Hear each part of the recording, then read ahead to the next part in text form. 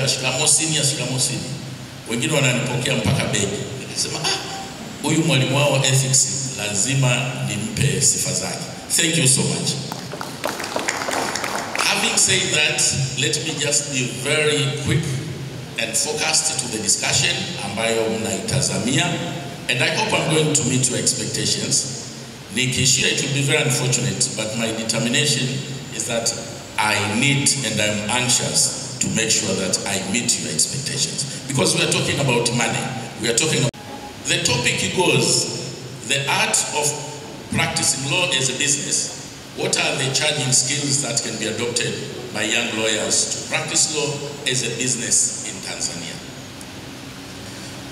In order to do that successfully, I have divided this topic into 5 major parts. Nimegawanya katika mafungu matano ambayo pengine mwisho wa siku yatakuwezesha wewe kujua exactly kitu gani ambacho ni ujumbe gani ambao mimi nataka kutoa. Kwanza nimefanya tafsiri the meaning of law practice zigusa. Baada ya hapo, sehemu ya 5 nitawachukua katika safari hii ya kuwasilisha hii paper kwenye kuangalia charging skills in the practice of law as a business. What are the special considerations which you need to take on board when you are embarking into a process of charging? Unapotaka kumchaji mtu, uviangalie vitu gani? Unachaji nini na namna gani? Katika kuangalia zile types ambazo nitakuwa nimezielezea. Kuna issues za commercial awareness, kuna issues za attention to details, kuna issues za communication, kuna issues za teamwork, information analysis and research, creative problem solving, alafu kuna issues za self-confidence and ability to work under pressure. Hii paper mtakuja kupewa baadaye, lakini nataka ni reduce into a practical field ili muweze kujua kwamba nini hasa unatakiwa kufanya.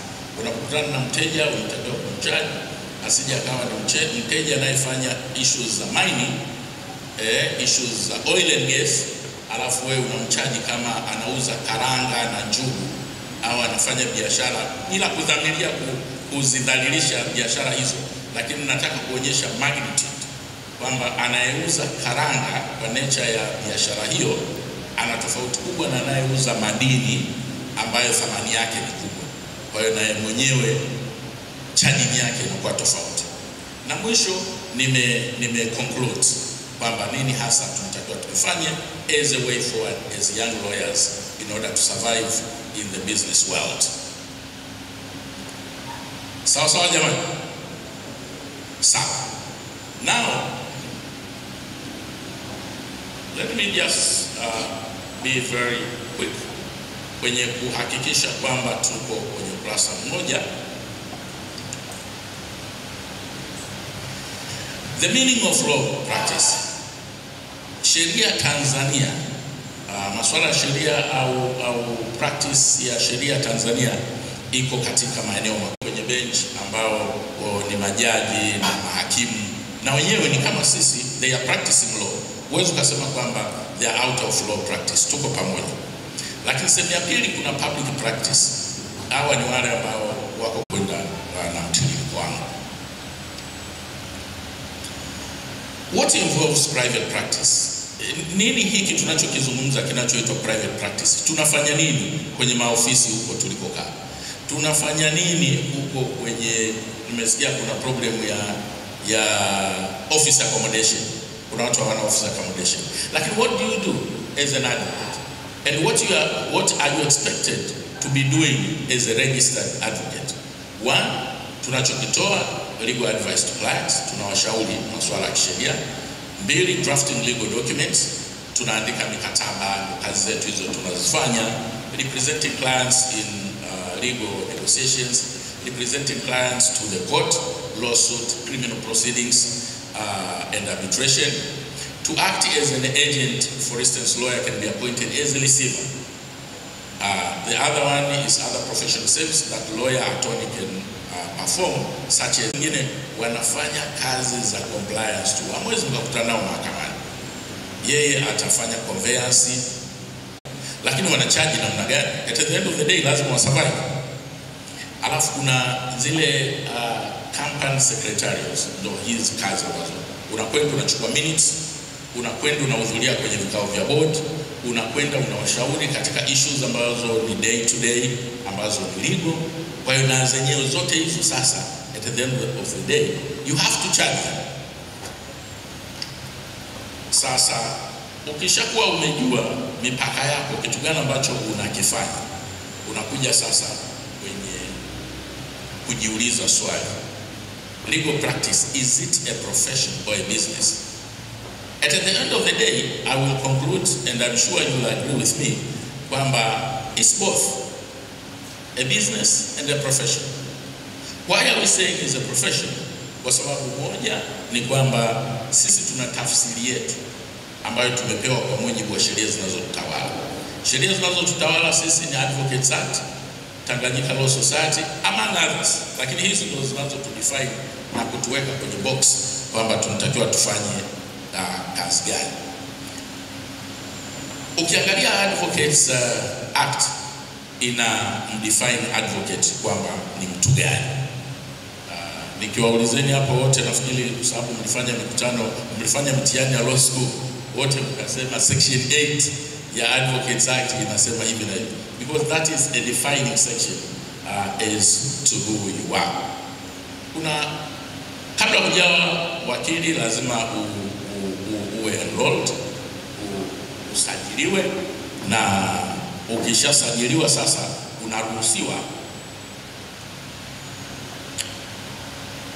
kufanya kazi za ki-advocate, na advocate anatafsiriwa au anapewa tafsiri chini ya kifungu hicho cha 8 ambao wanasema a person, admission and enrollment of advocate. A person may apply to the Chief Justice to be admitted as an advocate if he holds one of the following professional qualifications. That is to say, sisi miaka yetu utaratibu ulikuwa tofauti kidogo. Una petition kwa Chief Justice, alafu utapangiwa siku utakayoapia mbele ya Council for Legal Education, unapangiwa interview, mnakuepo kwa siku, mnakuwa kama watu 3 4, at most 4, alafu representation ya Council for Legal Education inajulikana, watu kutoka TLS, kutoka kwa DPP, kutoka kwa Attorney General, kutoka ofisi mbalimbali.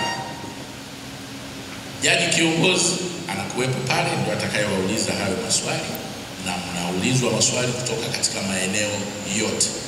Unatazamiwa unapofika kwenye interview room uwe unajua area zote. Ukiulizwa kwenye arbitration ukasema wait a minute, hilo sikusoma. Ukiulizwa matrimonial uwezi ukaweka estopen. Kwa hiyo hali ndivyo ilivyokuwa. Kwa sasa hivi mnafanya mitihani ya law school, na fortunately tuko eneo ambalo kabisa la uwanja wa mapambano ili kuweza kupata wakili. Kwa hiyo at your own spare time you will go through this section and see hiyo inayo authorize kwamba ufanye kitu gani as an advocate.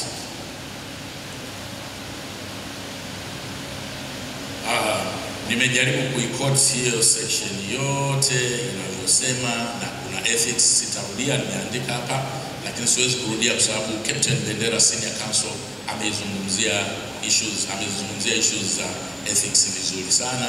Sina haja kuwapotezeni muda, ni ende moja kwa moja kwamba hii ni biashara as a business. As a business, kwanza biashara yenyewe katika ulimwengu wa kawaida inatafsiriwa kwamba is an organization or enterprising entity engaged in commercial, industrial or professional activities. Kwa hiyo kumbe na professional activities under the definition of business inakuwa covered. Kwa hiyo na sisi tuko covered kwamba we are a profession ambayo inaweza ikafanya biashara, can be engaged in the business.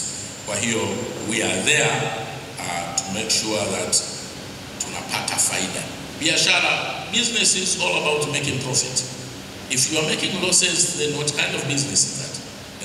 Ni lazima uhakikishe kwamba unatengeneza faida. Sasa hiyo faida unaitengeneza wapi? That is the gist of my presentation.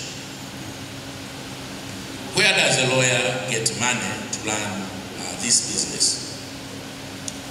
Lawyer ana source moja tu katika maana ya taaluma yake, an advocate, ya kupata hela, na yenyewe hiyo ni through charging what is called legal fees. Legal fees ndio inayokufanya uvae suti, ndio inayokufanya uwe na laptop, na tunatazamia biashara yako hiyo ijisustain. So uki undercharge, you are risking to close your shop. Usipojua the business environment ya uwakili, you are risking to close your shop. While you have to be very careful, and you should listen to this presentation very carefully, so that you can pick some few things to put in practice and make sure that you survive in the business. Sasa kuna aina ngapi za kucharge? Kwa sababu wote tunazungumzia kwamba tuwe within the folds of the ethics code. One, kuna statutory charges, au the statutory mode of charging. Hiyo unaipata wapi? Hiyo unaipata kwenye Advocates Remuneration Order GL number 264 of 2015. Nafikiri imekushafanywa amendments, some few amendments from 2015, na mpaka sasa kuna debates nyingi za kuhakikisha kwamba tuna amend. There was a time ambapo court brokers were making a lot of money kuliko lawyers. I'm not so sure of now ni nani kati ya court broker na sisi advocates nani anatengeneza hela nzuri. I'm not so sure. This will be a subject of debate kwenu nyinyi na kwangu mimi. Zamani sisi wakati tunasema 3%, not more than 3% of the subject matter kwenye case, kama contract is worth 1 billion, usicharge zaidi ya 3%. Court brokers fees zao ilikuwa ni 15%. And then we were saying, umeita mashahidi pengine 30. Defense na wenyewe wameita mashahidi 10-15. Umeirani hiyo kesi for 3-4 years. And then kwenye execution pale anakuja mtu, yeye ni ku-execute tu, anachukua 15%. Nani alifanya kazi kubwa zaidi? Si ni lawyer amefanya kazi kubwa. Kwa hiyo we were legitimately arguing kwamba sisi tunastahili a big chunk in the process of this matter kuliko court brokers. Lakini wenzetu walipokuwa wametuweza ni pale ambapo they behaved more of a lawyer than court brokers, kwa sababu waliweka kwenye kanuni. Ikishakuwepo kwenye kanuni, maana yake they go in accordance with the regulation. Sasa this gives us a message kwamba we have to be very careful on our rules and the regulations which governs our charging. Kwa hiyo ukitazama ile order ina schedule kama 15. Siku hizi nyinyi wajanja zaidi kwenye simu hapo mnaweza mkagugo. Unaona first schedule inazungumzia scale of charging on sales, purchases and mortgage. Second scale for fees for lease, agreement for leases, fees for conveyance, fees for debentures, etc. etc. Vijana wa sasa katika vitu ambavyo mnanifurahisha mimi at a personal level ni pale ambapo mnaya engage mabenki vizuri. Unakuta vijana wanakimbizana na mortgage na debentures, na wameweka mitandao mizuri kule BRELA.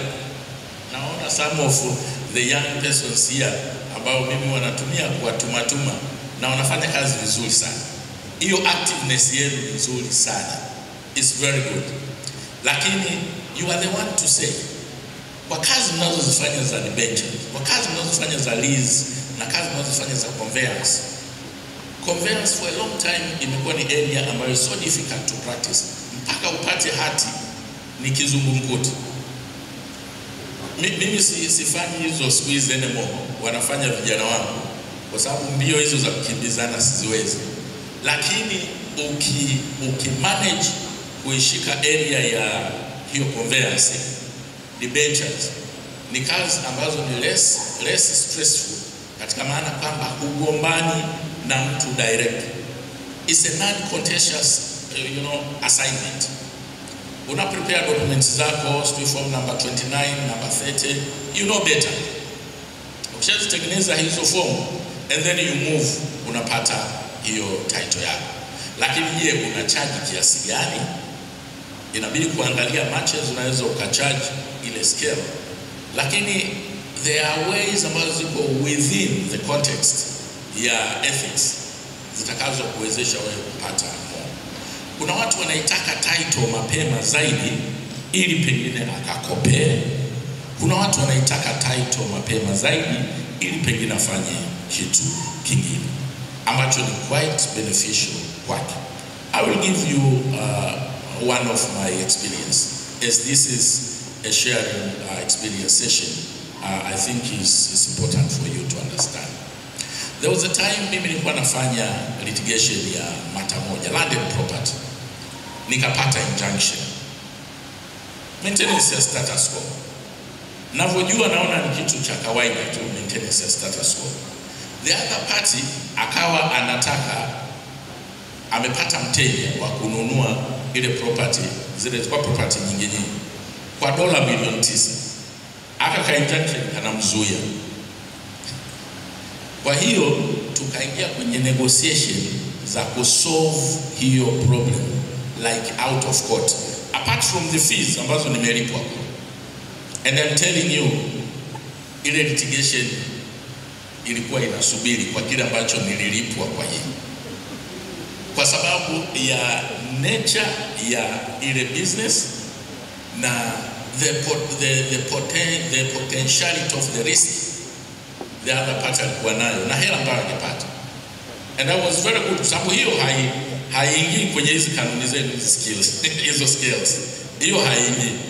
Hiyo mimi naingia kwenye negotiation kuhakikisha kwamba I am solving my client's problem ili na yeye aendelee na business yake vizuri. Kwa hiyo kusoma yale mazingira ya biashara, aliponiambia kwamba bwana kuna mteja already is waiting, is knocking always on my door, kwamba bwana hebu ondoeni hii injunction, futeni hii kesi, and me I'm buying this property. Hizo ni opportunity ambazo as a lawyer also you need to be very careful, and then you need to have the skills za kujaji. Maana hapo sasa kama yeye mwenyewe ameshakwambia dola milioni 9, hamzungumzii mauzo ya nyanya na vitunguu hapo. Hamzungumzii mauzo ya biashara ndogo. Kwa hiyo you have to be very careful na kujua umuhimu wako wewe pale ni nini.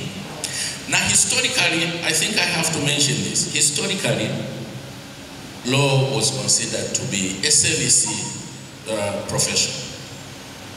Kule ukisoma origin ya dispute settlement, utaona kwamba wale wazee wa vijijini kule wanapotaka kutatua mgogoro pengine wa shamba na nini, that bench litaletewa kuku atakaye tengenezwa pale na wali, wakimaliza adjudicate, wanakula, wanaondoka. Hiyo ndio ilikuwa fees yao. Lakini leo hii we are beyond taking rice and chicken. We have to have something to take back home. We need also to have good houses. We need also to have good cars. We need also to have a good life. We are entitled to that. And we are tired to see other professions flourishing. And for us, we keep on a witness box tukiwashuhudia wenzetu wanafanya hayo maendeleo. Kwa hiyo kwa sababu uchumi, maendeleo ya uchumi yametuinvolve, they have taken on board also lawyers, yametuinvolve, na sisi tunategemewa kwenye huo mkate na sisi tuwe beneficiaries wa kutosha. Uchumi unatuchukulia very serious lawyers. Kwa mfano watu wakitaka, they want to buy, wanataka kununua kiwanda, wanataka ku-privatize entity fulani ambayo it involves huge amount of money. They need a lawyer in the negotiation na kwenye ku-finalize the documentation. Sasa, are you going to charge peanut katika hilo? You have to know your value. Kwa hiyo hicho ni kitu sana.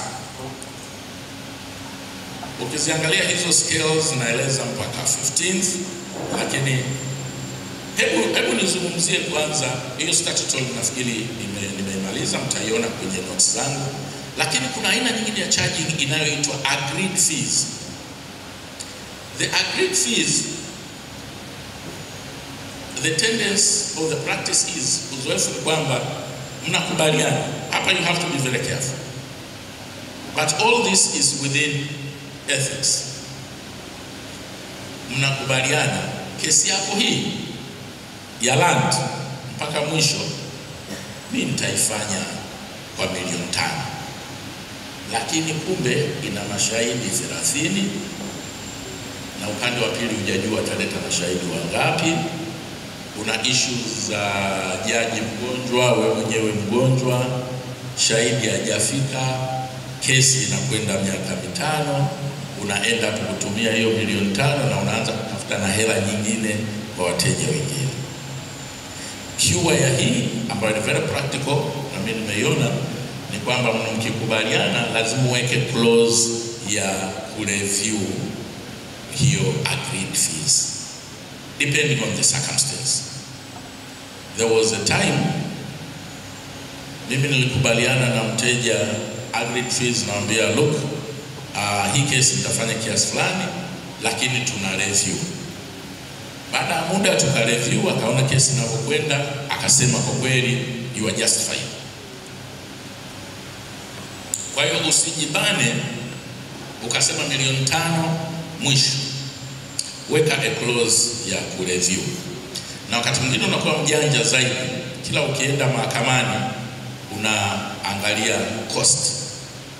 Kwa sababu at the end of the day this is business. Wakati mwingine unacharge ukiwa wewe mwenyewe uko kwenye desperate position. That is the worst time for you to bill a client.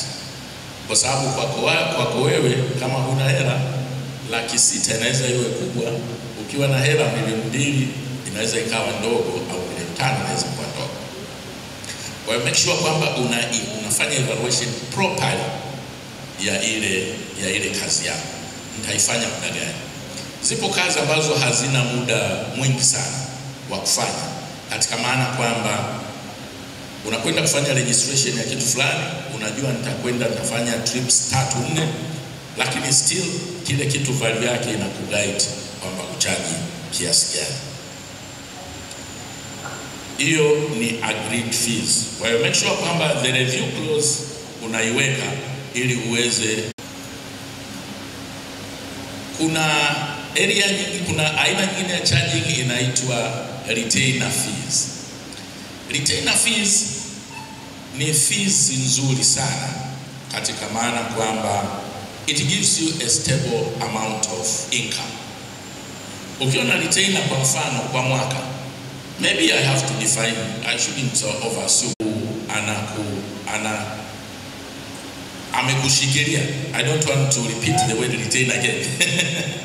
Anakushikilia kwamba wewe utakuwa mshauri wake wa mambo ya sheria katika kipindi fulani ambacho ni kirefu, katika masuala yote mtakayokuwa mmekubaliana, na mnakubaliana kwamba kwa mwezi pengine atakuwa anakulipa $5,000. Kwa hiyo kwa kuwa ni $5,000 atakuwa analipa quarterly, miezi mingapi? Mitatu. Kwa hiyo kama $5,000 kila baada ya miezi 3 anakupa $15,000. Lakini unafanya assessment pia nature kazi zake. Zikiwa nyingi zaidi amount inaongezeka. Lakini pia na review clause lazima iwepo. Sasa imagine kama una retainer 4, 5, 6 au 10, zinaweza zikakuendeshea ofisi comfortable. Yani unajua this is an amount which is certain.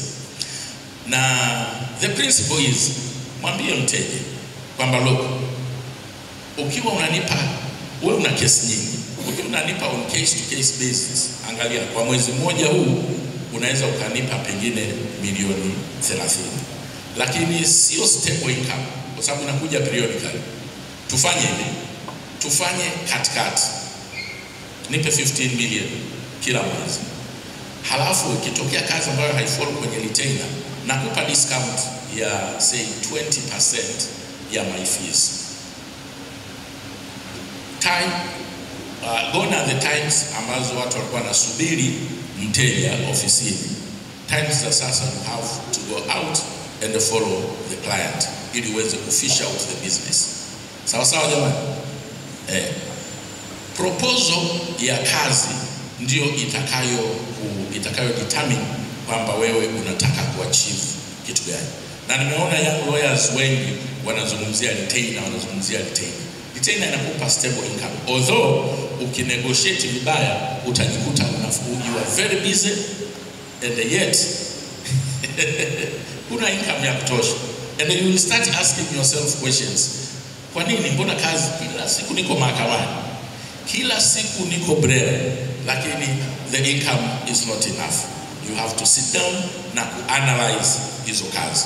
Now because of the clause ile ambayo umeiweka ya review, you can go back to the client and build up a very good case na kumwambia kwamba we are going on well, or here look, what we need to look at this moment is 1, 2, 3, 4. Because this is very important. Retainer fees is good. Aina nyingine ya charging inaitwa time charges. Here is very important, time charges. Sisi hatujui sana time charges. It's a new phenomenon. Tukianza sisi kwenye hii profession miaka ile ya 90, uwakili ulikuwa ni kesi. Unaenda mahakamani na unajua nature ya kesi. Unaenda na mahakamani, pengine siku hiyo una kesi 6, 7, zote zimetajwa, huyu hakimu yupo, huyu mgonjwa, the other advocate yupo. Tulikuwa tunaanza saa 2:30. Wale seniors wetu sisi tumebeba wale mafaili na sisi tuko nao. By saa 4 kasoro kesi zote mmemaliza. Kulikuwa kuna legal opinion by then. Hakuna due diligence kuandikia wateja. Kwa hiyo mnakutana, kulikuwa na baa moja inaitwa PR Camp hapo Kinondoni. Inaagizwa supu, mnaanza kunywa na pombe muda huo. Wanawaambia nyinyi mawakili vijana kama nyinyi yangu, hebu rudisheni mafaili ofisini. Senior wanaendelea kunywa. Biashara ikapanda. Tulipoingia kwenye privatization ndio ulimwengu kafunguka. Tukaanza kuona namna ambavyo makampuni yanahitaji services zetu. Tukawa wote ni amateurs, tuna struggle kubuild. Kuna kazi ambayo sisi tumewahi kuikosa, ilikuwa ni firm, tulikuwa fair wengi, but then tulikuwa walimu wa university ndio tumeliingilia soko. Tulipoona kuna kazi kubwa imetoka, tunatakiwa kufanya privatization, tukabidi. Tunaomba kwenye ile shirika tuifanye hiyo kazi, milioni 40 by then tunaona nyingi sana. Tulikosa kwa sababu tuliambiwa nyinyi hamjui hii kazi. Aliyepata alikuwa amebill dola $1.5 million. Sisi tulikuwa tuijui kabisa hiyo kazi, tukidhani kwamba milioni 40 ni hela nyingi. Kwa hiyo nitakuja kueleza huku mbele namna ya kuyajua mazingira ya kazi ili uweze kujua. Kesi ambayo mtu anaweza kadhani kwamba mtu akuifanya hii kesi effective atahitaji milioni 80, alafu wewe unamchaji milioni 3. Anasema huyu kesi haijui kabisa. Kwa hiyo what he will say or she will say, okay fine, we will come back to you, tutawasiliana na wewe baadaye. And that is a bye-bye signal. Hapo ndo mmeachana. Umeikosa. Kwa hiyo that is very important also kuja kwenye time charging iko hivi. Katika mawakili wanaochaji kwa gharama sana duniani, mawakili wa Toronto na New York. Now they have elevated their services in terms of charging to the level of minute charging. Minute charging, sisi bado tuko kwenye hour. Kwa hiyo kila minute kuna billable hours, na yeye anaangalia the moment ukimwingia, hata ukimpigia simu. Ukimpigia simu anabonyeza saa yake. Utakutana na fee.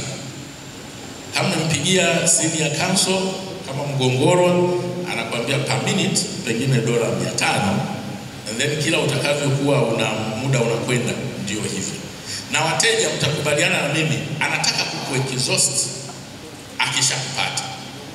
Anasema jana had a Zoom meeting, it will be half an hour meeting.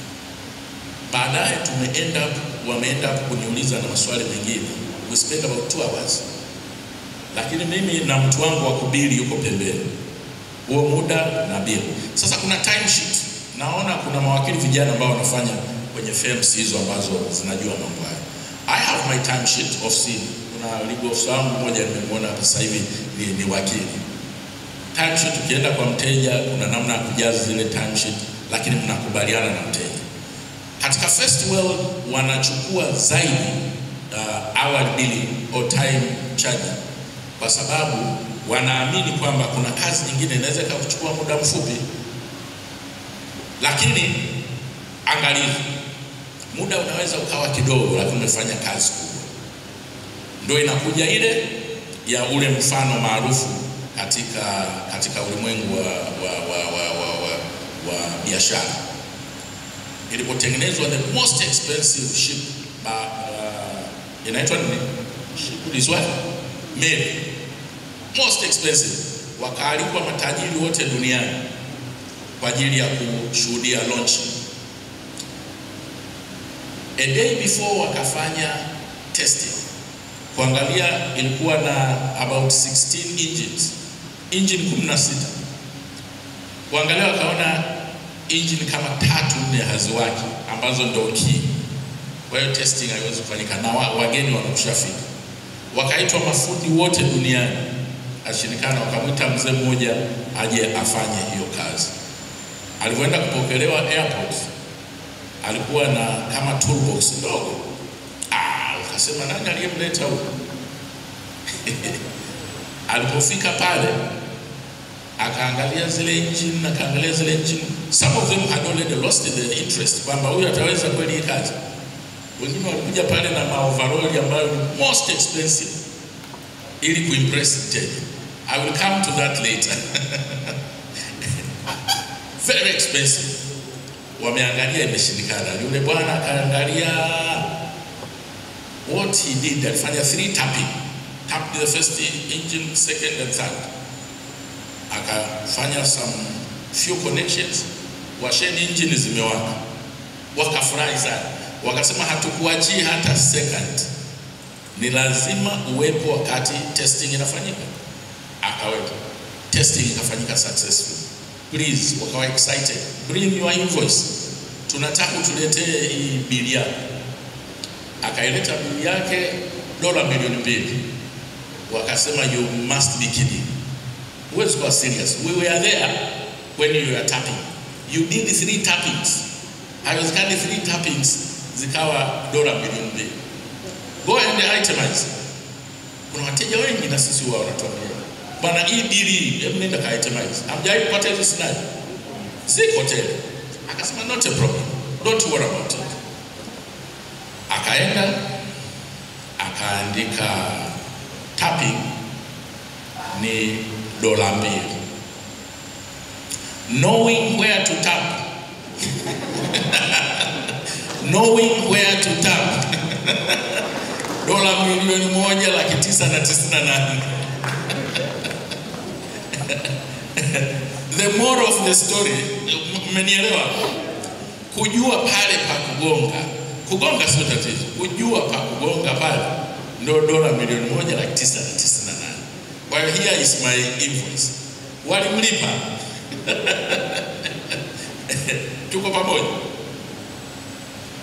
Kwa hiyo mteja asikutishe sana kuambia nenda ka itemize. Give the details. Easy. I will tell you how to write invoices. Me, I have a problem. Nikianza kuongea kunisimamisha, it's just like fire. It takes very little effort to set it on and a huge effort to put it off. Kwa hiyo tunakuwa tumeimaliza. Katika jurisdiction nyingine ambayo sasa nakupa tu haya maswala kusudi uweze kuyajua vizuri. Kuna kitu ambacho huwa kinaitwa success fees. I'm happy nasema haya, mwenyekiti wa ethics committee hayupo hapa. He would have raised an objection. Kwenye nchi nyingine wana kitu kinaitwa success fees. Na kufanya kesi ya kodi, amount mtakayopunguza, you will give me 20%. And it's illegal. Kenya mojawapo, Marekani mojawapo, inaitwa success fees. Hapa nimeona wanaweka tofauti. If you read the case, ile ya Chapman inakata Chapman inakata. Lakini I don't want to admit, but it happens. It's enough to say it happens. Kwa hiyo inawezekana kwamba time is ripe for us to start discussing that. Kwamba kama wenzetu wanafanya, tunawezaje tukafanya ndani ya misingi ya ethics code. Sawa sawa. Kwa hiyo ni area ambayo nzuri. Katika nchi nyingine pia kuna kitu kinaitwa referral fees. Unamjua mgongoro anaweza criminal law, and then unapata kesi kubwa, lakini nasema hapa mimi bila mgongoro asitoboi. Naambia mgongoro nakuletea kesi, my referral fees is 5% or 20% agreed kwenye jurisdiction nyingine. Kwetu sisi hapa ile iwe within what we normally do. Naambia wewe bwana mdogo, tutafanya wote hii kesi, and then proceed, tunajua tunagawanaje. Imetokea na inatokea kesi nyingi. Nina watu hapa young lawyers huwa wananiletea mimi kesi la Court of Appeal. Bwana, na kesi ya Court of Appeal hapa, lakini naiona kwa namna ambavyo hali ilivyo inahitaji additional mind. Nasema fine, tunaendelea. Kwa hiyo kama tunaweza tukaicodify pia hiyo, mimi siuoni ubaya wake referral, kwa sababu biashara ni kuonwa. Usipoonekana basi, kwa mfano katika marketing world wanasema katika professional yoyote au biashara yoyote, you should struggle siku zote to take part in people's mind. Uwe unakaa sehemu, wakizungumzia a corporate lawyer, wao wanamtaja Abdalla. Wakimzungumzia a maritime lawyer, wao wanamtaja Bendera. Wakifanya hivyo, maana yake you have a space in people's mind. Who are you? Wewe nani? What do you do? Na unalipata hilo pia kwa kuambatana na wale ambao wamespecialize kwenye maeneo hayo. Na vijana siku hizi mawakili wa kali kabisa, lakini walianza kwa kuni-approach mimi na wengine kusema, bwana, mimi naomba kama una kesi ya hearing na kuja at zero cost ili niweze kujifunza. Mimi nikiwa na kesi Court of Appeal, utaona nina msururu wa watu wengi. Wale huwa wanakuwa wameshawasiliana na vijana wangu kwamba jamani, tuna Court of Appeal matter Jumatatu. Kwa hiyo nikifika pale nakuta wengi vijana wangu wananiintroduce, huyu fulani. Basi tunaendelea. Na wengine wameniface mimi moja kwa moja, bwana, sisi tunaomba tuwe tunakuja ili tujifunze jinai. Wengine saizi wamekuwa maguru kabisa kwenye hayo maeneo. Sasa you don't excel in your career kama utakuwa na aibu, utakuwa na sono. Sisi wenyewe we do a lot of consultations. Kwamba kama wewe kufanya hii, bili yake inaweza kawa kiasi gani. Nimekwisha pata simu nyingi, vijana wanasema, wanakuja wananiuliza. Unfortunately, or fortunately, whichever is applicable, there's a tendency watu wanafikiri kwamba mimi najua sana kubili. Na wateja wameniambia hiyo feedback kwamba we know you are a very expensive lawyer. They have been telling me so. Na ninajaribu kuwaeleza kwamba no, I'm not expensive. Na wapa kitu ambacho nyinyi mkisemwe mnawaambia wateja kama una deliver vizuri. What you say ni kwamba huwezi ukanunua at the risk, I'm just too cautious na maneno yangu, lakini myachukulia in the context. Huwezi ukanunua IST ukatazamia i-operate au ikupe offerings za Benz. Haiwezekani.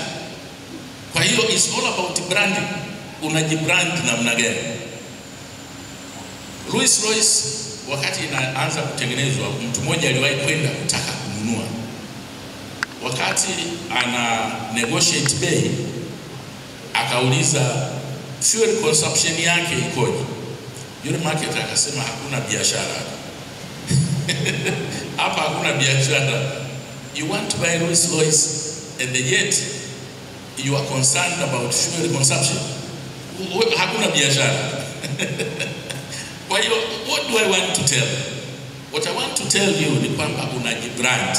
Na branding inategemea pia na specialization na delivery. What are you offering? Una offer kitu gani? Kwa hiyo, with time, the point which I want to hammer home ni kwamba tutaelekea kwenye minute charging pia, kwa sababu uchumi unakuwa. Leo hii ukiingia kwenye negotiation za manunuzi ya bandari, you know the potentiality ya bandari. Maana yake you have to go through kujua the biashara nzima ya bandari ikoje na kitu gani unachokizungumzia. Uzungumzie mauzo ya karanga. Kwa hiyo as a lawyer usianze kutoa fees kama tulizokuwa tukitoa sisi za milioni 10-15. Watasema hii field haijui. Huyu hakijui anachozungumza. Sawa jamani? Okay. Haya.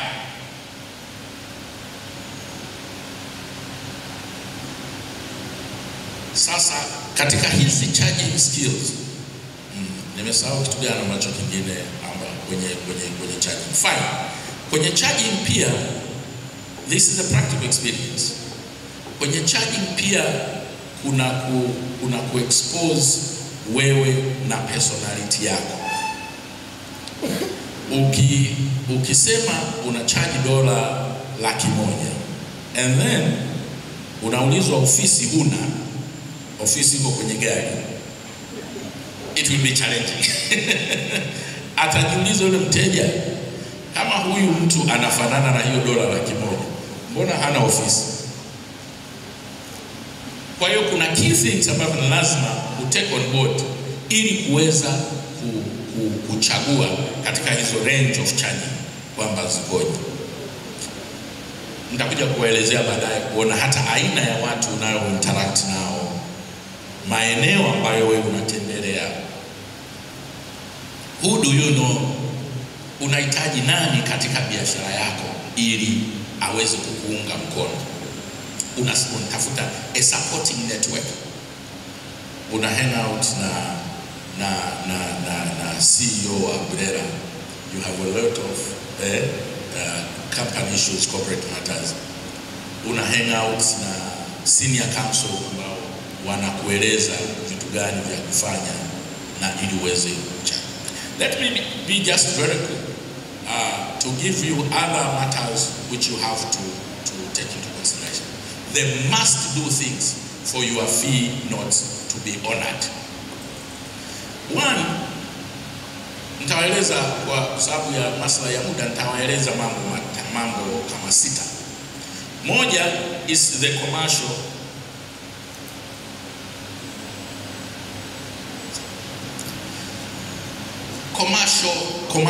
awareness.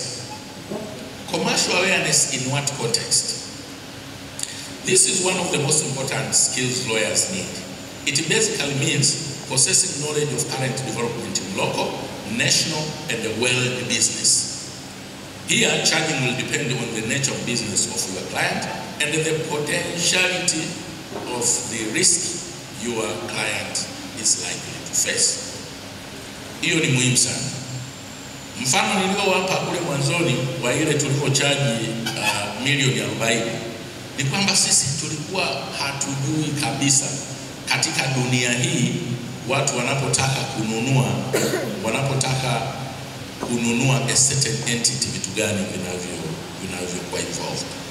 Wale wafanyakazi, kwa mfano kuna issues za wafanyakazi.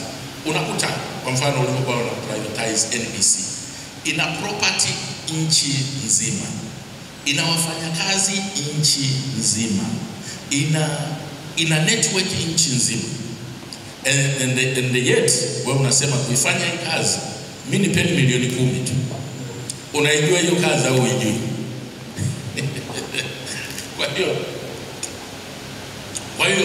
Kwa hiyo that is very important.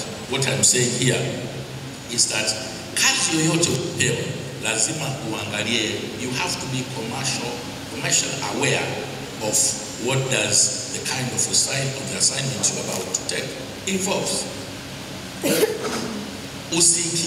Usikichukue kitu kumbe hukijui. Unaweza kufanya consultation, pigia senior counsel, pigia nani aliyewahi kufanya kazi. Unaweza kupigia hata marafiki zako kama una network ya nje, kwamba bwana kuna kazi hii na hii nataka kuifanya. Na in most cases kazi za namna hii unazifanya kwa mashirikiano na makampuni mengine ya sheria toka nje. Kwa hiyo you need also to have a good connection na mashirika mengine ya nje. Lakini hata humu ndani you can as well do katika small scale zetu. Hatuzungumzii hizo kubwa, tunazungumzia kubwa alafu tunakuja hata katika hizi. Hujawahi kufanya murder case, lakini umepewa murder case ya mtu ambaye anatazamiwa kukulipa vizuri sana. Unachotakiwa kufanya ni kuangalia kwamba hapa natakiwa nifanye nini na nini. Kwa hiyo those are very important things which you have also to understand.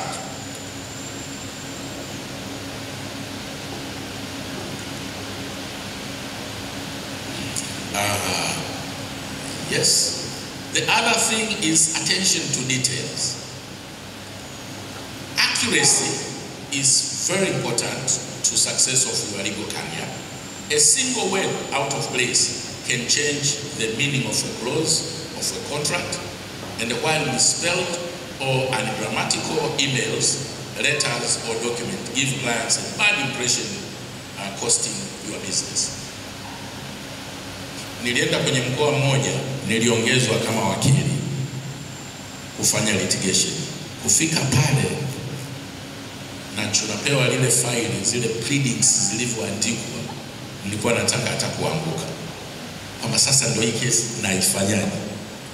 The first prayer I had to make ni kuomba amendment. Na kulia kabisa amendment, kwa sababu short of that tusingefika popote.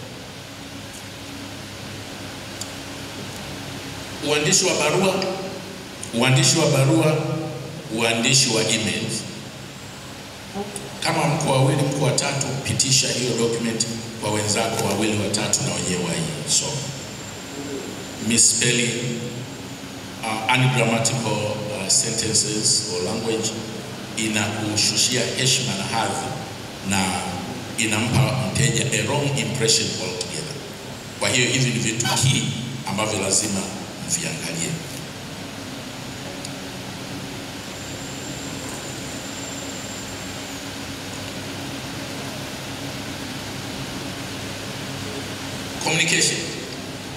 Communication is very important. Strong oral and written communication skills are crucial, and without them a lawyer will struggle to carry out the duties of an advocate effectively. Excellent listening ability is also important when working with clients, as you need to be able to build relationships and engender confidence. So you have no option. You have no option other than a very strong command ya language. Kwa sababu nature ya kazi zetu sisi ni kazi za mawasiliano. Even when you go to court, you are expected also to do a powerful presentations. Na ndio inayokupa self-confidence. Haya yote haya yanakupa pia confidence ya kuandika keynote nzuri na yenye gharama ya kutosha. Kama unashindwa kuperform, unashindwa kudeliver kwenye hivi vitu, hata wewe mwenyewe utakuwa na confidence ya kuweka fee kubwa.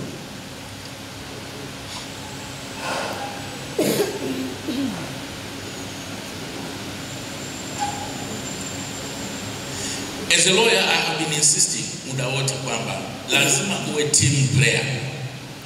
Lazima uwe team player. Uwe na concept ya teamwork. Ndio maana hata kwenye uongozi unakuta kuna mwenyekiti, kuna katibu, kuna nini. The essence is the same. kwamba lazima uhakikishe kwamba mnafanya kazi kwa pamoja. A lawyer will work alongside a variety of people, and the winning cases will be a team effort. Advocates need to collaborate with colleagues and partners in their favor, as well as liaise with clients. Advocates need to foster a close working relationship with their clerks and everybody, the magistrate, the judges, etc., etc. Those are the people, and you don't have to antagonize them. Kuna wakili mwingine akiapia mbele ya hakimu au jaji, kitu cha kwanza anagombana na hakimu, anagombana na jaji. Mimi wengi nimekuwa nikiwa cancel, naambia huyu ndo atakayeamua kesi yako, kwa nini unagombana naye? Juzi kuna wakili mmoja akasema kitu ambacho kweli jaji alikuwa amekosea. Tulipotoka nikasema, why did you have to tell the judge that? Huna sababu. Choose to keep quiet. Kama huwezi. Nilikuwa naongea kabla ya kuja kwenye presentation kwamba my principle in life is this: I will only quarrel with you if the matter is either legal or moral. I will put my argument, nitabishana nawe mpaka asubuhi. Lakini opinion, I'm prepared to lose. Ukiniambia kwamba rangi hii nyeupe mimi naona nyekundu, basi for the sake of argument nitakubalia. It doesn't affect me anything. It's your opinion. Well, if something is opinion, ignore it. If it's legal or ethical, put up your effort. Lazima choose battle za kufight. Sio kila battle una fight. Nyingine just let it go. Sawa sawa jamani. Are we together?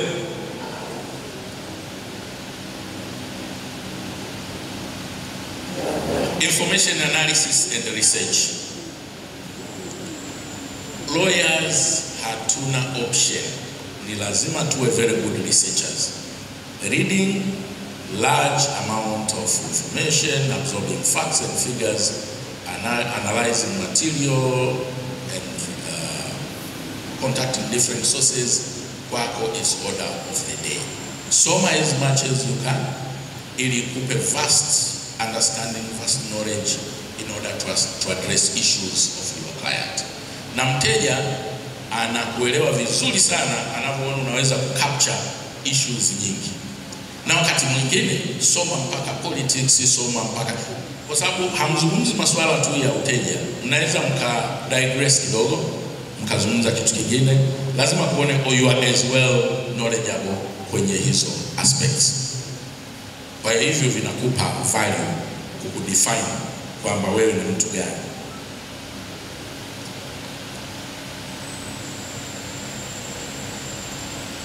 Creative problem solving.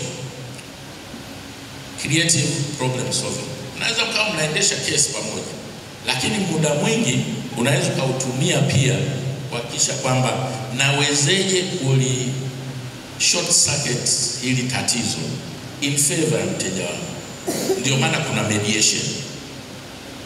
Unaweza kumaliza shtaka au shauri kabla hujamaliza mashahidi wote. Kwa hiyo as a lawyer you have to be a creative problem solving. Lazima ujue kabisa kwamba hapa naweza nikapita wapi na wapi.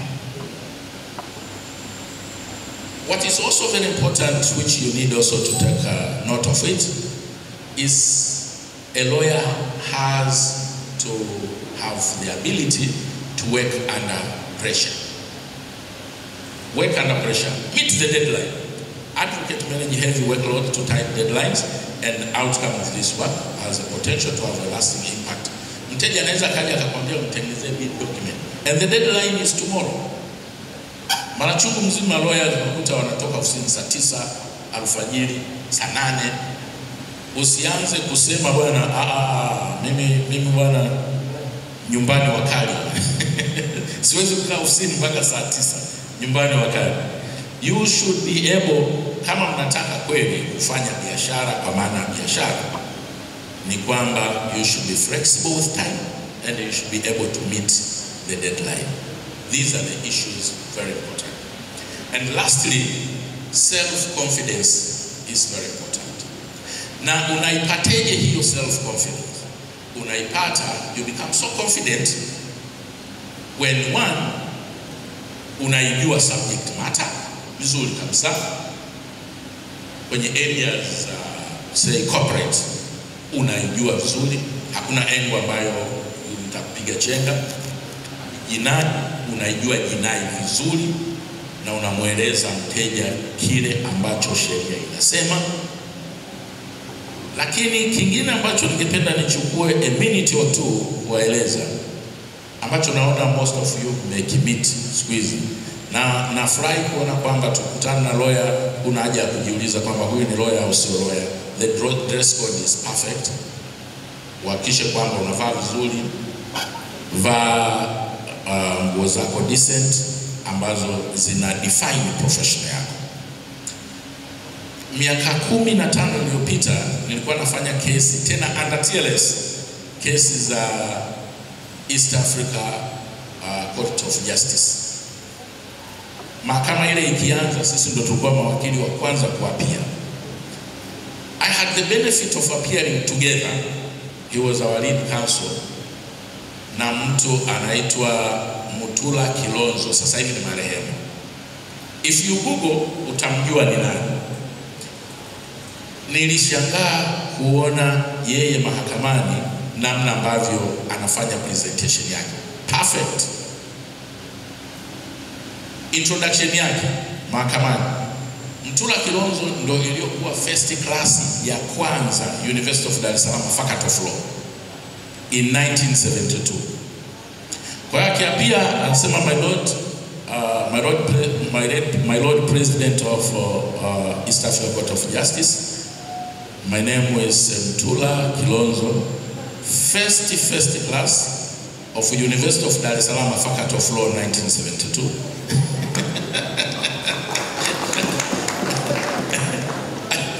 Now he was so consistent katika kui market hiyo first class yake. Kwa hiyo tulimuelewa hivyo. Matches tunakataa kujiadvertise, lakini hatukataliwi pia kujieleza who we are. Sisi ni watu wa namna gani? Ladies and gentlemen, nategemea zaidi maswali kusudi niweze kujibu, lakini in conclusion I would want to say charging legal fees is an art which can be learned and modified from time to time by a lawyer, and the proper charging goes hand in hand with good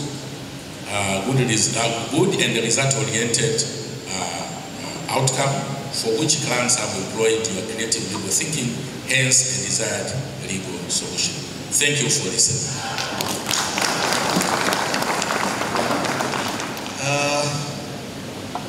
Senior Mangolo, tunashukuru kwa presentation nzuri, na mimi nikiri tu kwamba presentation imekava vitu vingi sana ambavyo nadhani ilikuwa ni expectation ya kila mmoja wetu katika summit hii ya leo.